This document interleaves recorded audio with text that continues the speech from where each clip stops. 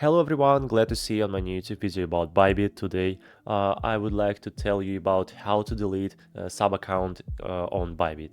So let's get started. First of all, let's open up Bybit. You can click on the Bybit link in the description or in the comments, and you'll be taken to the Bybit website. Here, hover your mouse over your profile icon at the top right and click on the sub account option. On this page, you'll see all your sub-accounts. Here you can see that I have only one, Islamic Egg, and for example, I want to delete it. All you need to do is just click on Settings in Operation, and here find the Delete sub-account option. Here you also can freeze your sub-account, Login Management, and Forced Logout. But in our case, we need to click on Delete sub-account. Let's click on it.